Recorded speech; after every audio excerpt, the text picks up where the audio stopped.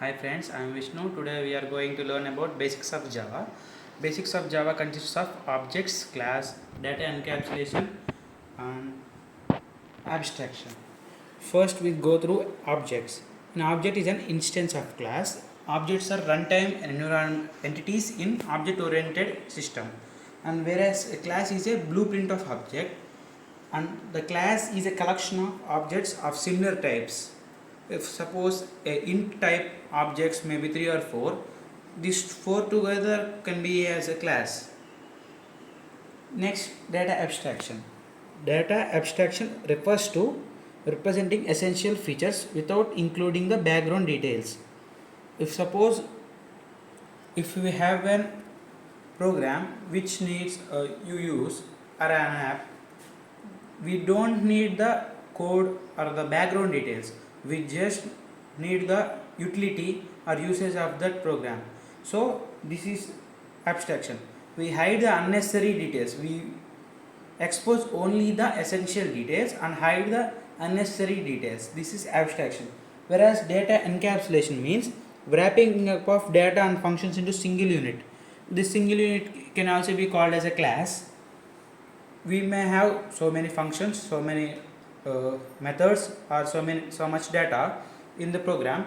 We unite it together or wrap it together into a single unit. The single unit is called class here. Moving on to the next concept, data types in Java. Data types in Java define that the type of data a variable can hold. Java is a statistically typed language, meaning of that variable must be declared which type it is, what type or what can be what matter it can be hold.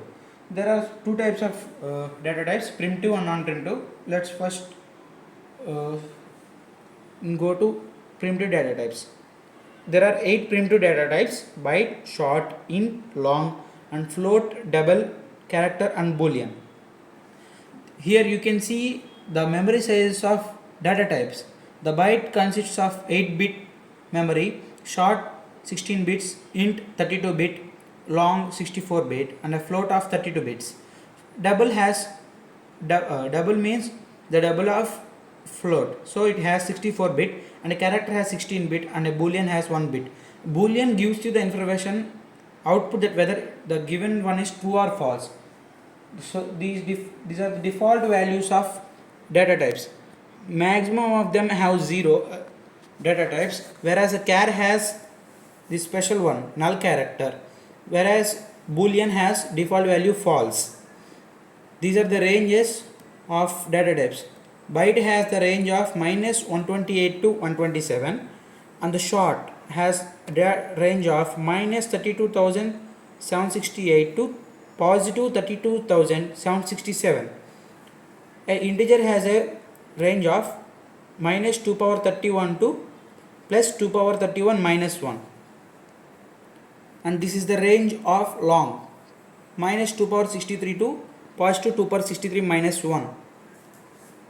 A float stores a single precision decimal numbers.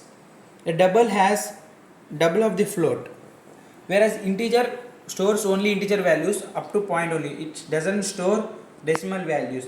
A character stores characters, and character means alphabets. Next, going to non-primitive types. These are also called reference types. These include strings, arrays, classes, and interfaces. Their default value is null. Next, moving up to wrapper classes. In Java, wrapper classes are used to convert primitive types into objects, primitive data types into objects. These are the 8 primitive data types, and these are the wrapper classes. On the left we have primitive data types, on the right we have wrapper classes. Each wrapper class has its corresponding primitive type in java.lang.package.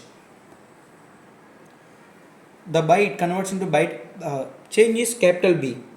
The integer, you can see the difference. It here in primitive data types it is int, and in wrapper class it is integer with a capital I. The data types doesn't start with capital letter, but the wrapper classes everything starts with capital letter. You can see here a boolean, how it is changed, a capital B. is changed into character with capital C. The use of wrapper class is auto boxing and unboxing. Auto boxing means conversion of primitive data types into objects. Unboxing means reverse of that, converting objects back into primitive data types. You can see here. A wrapper class enables auto boxing, automatic conversion of primitive data types to objects. Unboxing, conversion of objects back into primitives. There are many useful methods or functions, utilities of wrapper classes. One is parsing. Next, moving on to variables. This is a declaration of variable where first we declare the type of data and the variable name and we initialize the value. To declare more than one variable of specified type, if we have same type of data, multiple data types, we use the comma to separate them. Here you have the examples. Variable declaration and initialization at the same time.